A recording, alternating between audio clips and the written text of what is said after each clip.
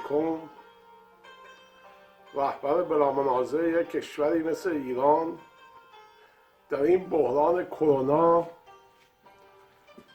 آمده سخنرانی میکنه. گفت مرغ پخته چسید.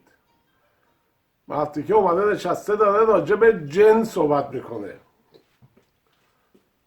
آخه شما ببین 1400 سال پیش یه الدنگ متوهمی یه گوی خورده، یه توهماتی اون موقع داشتن تو صحراهای عربستان، صدای باد میپیچیده به جایی که این یه چیزی هست، این جنه، یه چیز موجود نادیده است. از این مزخرفات همه جای دنیا هم هست. یه جا جن بهش میگن، یه جا روح بهش میگن، یه جا هزاران از این نام اینا داریم ما. اینا یه قسمتی از میتولوژی ماست، یه قسمتی از داستانهای مملکت، نه حقیقت. بعد 1400 سال بعد یه آدمی بیاد بشینه تو تلویزیون مملکت راجع به جن و پری صحبت کنه. این یعنی خیلی مشکل. من یادمه، حالا اینا البته میگم معتقد به اینم هستن، این بدبختی همینه. من یادمه روشن فکراشون اینا زمان شاه مثلا بازرگان و صحابی اینا رفته بودن فرانسه هم تحصیل کرده بودن. البته فایده هم نداره، یعنی 500 سال شما با اروپا و آمریکا هم در تماس باشی، علم و پیشرفت هم که ببینی شعور همونه، لامصب بتونه، یعنی طوری میشنه تو ژنت که اصلا تا با بمب اتم هم منفجر بشه نیست، یعنی از بین برو نیست. اون زمان هم اونا میامدن توجیه میکردن، چون میدن خیلی سه که آقا دیگه بچه میگه آقا جن این مزخرفات چیه؟ اگر اینا درسته که تو قرآن آمده، پس این علامت سوال میبره قرآن ها. میامدن میگفتن نه، اینا کلامایی بودی که اون زمان نمیتونستن بگن چون مردم زمینشو نداشتن. بعد میامدن اینطوری میگفتن کلمه جن از جنین میاد. یعنی چی؟ یعنی ناپیدا. که ما بگیم ببین اینا چقدر اون زمان همه چی هم تو قرآن هست. بعد همه چی هم میخوان تطبیق بدن که اون درسته. نمیان بگن آقا یه گوی خورد مزخرفاتی گفت رفت به کارش، یه عمری یه سری ملت یه مقطعی بازی داد. همین الان هم شما ببین مثلا چند سال پیش اون الدنگ سعید امامی کلی نویسنده و آدمای فهمیده مملکت کشت. بعد که گندش در آمد، خامنه ای اومد گفت چی؟ گفت این کار اسرائیلی ها بوده، کار وزارت اطلاعات ما نبوده، من فکر نمی کنم. بعد یه سری الدنگ تو وزارت اطلاعات رفتن خود یارویی که کشتنش، همین سعید اسلامی معاون فلاحیان بود، بعد زنش آورده بودن شکنجه میکردن. برید تو یوتیوب ببینید دیگه، که تو بگو من اسرائیل بودم، که چرا میخواستن حرف اون الدنگ درست دارد. شما ببینید در نظر بگید چقدر اینها یعنی واقعا مشنگن. من نمیدونم چه تیپایی هستن. این ماجراهای جن هم همیشه تو تاریخ ما بوده، یعنی هر جا میبینی، یه پادشاه بیشعور که داشتیم ما، این مسئله جن عمده میشه در اون کشور، در اون مقطع. شاه سلطان حسین بود که دیگه همه میدونید.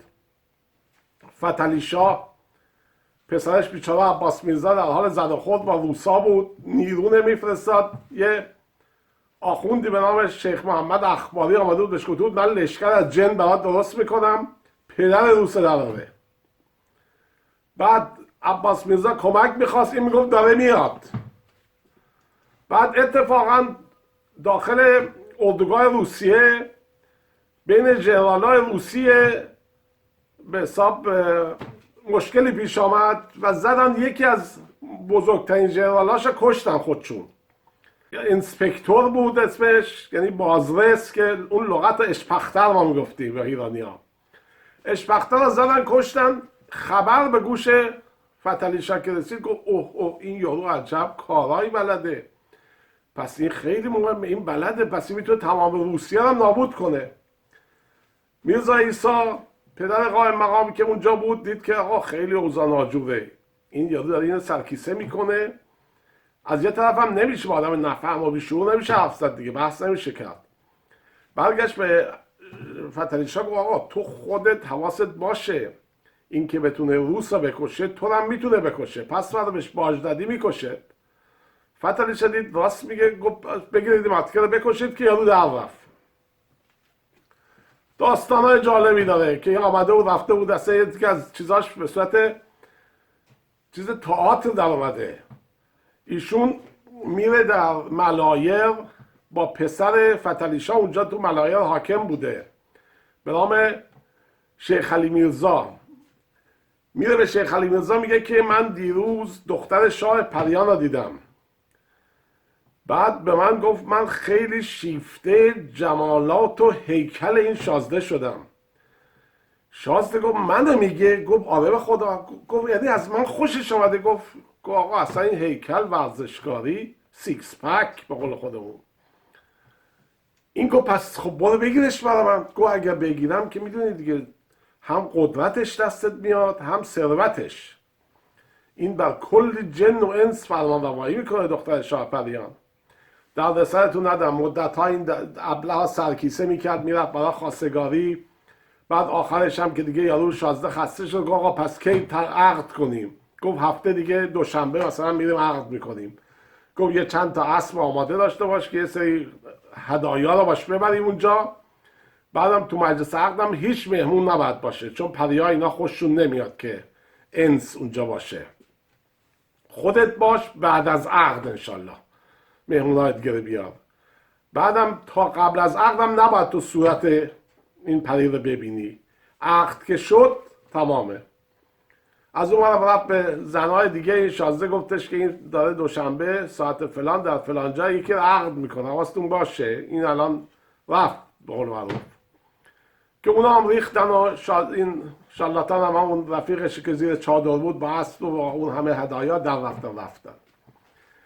اینی که اینا یه سری ابلهایی بودن تو مملکت ما که واقعا اعتقاد به این جور چیزا دارن. همین الان همین احمدی نژاد با اون مشایی اینا جنگیر دارن. من شنیدم جنای اونا با جنای آقا اینا با هم مشکل دارن، یعنی در حال زد و خوردن. یه سری جن اینا در جزء دسته اینا، یه سری در دسته اونان. آقا به جنای هندی خیلی علاقه ده. هندوستان همیشه میدونید جای مزخرفات بود و اینا مثلا یا جوکی میخوابه مثلا میگفتن روزی یه بادم میخوره. خب این چه خاصیت داره روزی نیم بادم بخور؟ به تمرگی اونجا وقت تا تلف کنی، عمر تا تلف کنی که چی؟ اینا گفتن خیلی مرتازای هندی اصلا معروفن، جنگیرای هندی. اوه آقا شعورش هم در اون حدی که به اونا خیلی اعتبار داره. اینه که الان یعنی واقعا دیگه رید این مرتیگه با این صحبتاش. شما فکر کن این همه بیمار کرونایی ما داریم، دنیا به ما گفته بی کمکت میکنیم، فرانسه نیرو فرستاده، یه 40-50 نفر تخت 40-50 نفره چه بیمارستان 40-50 نفره بزنن، چند تا دکتر و دارو و یه هواپیما خودش بیچاره اومده اینجا. بعد از اون آقا در توهم این که حرفای آقا درست باشه که جن و انس تو دارو و اینا هست، یارو از اصفهان برش گردوندن. یعنی واقعا بیچاره ای ما. شما اصلا نمیدونید چی منتظر ماست. هزاران آدم کشته خواهد شد. چرا؟ چون مدیریت هیچ. صبح این یه چیزی میگه، بعد از اون یه چیزی میگه. شما هنوز نفهمیدید جدی بودن این موضوع را. بیچاره میشیم. یعنی ملت ایران بیچاره، برای اینا مهم نیست 40-50 هزار نفر، 100,000، 2 میلیون، اینا هرچی بمیره بهتره براشون. چون نونخور کمتره. چون کشور ما از مالیات مردم نمیچرخه که بگیم پس فردا مردم کم باشن، مالیات ندن، شرکت ها بخوابه، دولت دستش بسته. نه، اینا پول نفته. البته اونم دیگه از بین رفت، الان شده $21. یعنی اینا حدود $19 خرج در آوردن نفتشونه. یعنی همین فردا صبح هم تحریما رفت، آقام رفته، چون پولی دیگه نیست. این شیکبازی ها و این دست تو جیب کردن ها و حزب الله این و اون کجکولا اون برا بپرداز، نه مال زمانی بود که پول نفت بود، بشکه $70 میفروختیه، نه الان که شده $21. ولی خیلی بیچاره این ما. یعنی من فکر میکنم تو این دنیا، تو این مقطع زمانی ما میبایست یه فرماندهی داشته باشیم که اولا خرد جمعی، من به فرمانده اینا معتقدی اصلا ندارم، خرد جمعی مملکت رو از بحران دراره. یه الدنگ متوهمه با اون قیافه و عینک و اون دست اینجوری نشسته چه مزخرفاتی میگه. واقعا بیچاره هستیم، واقعا.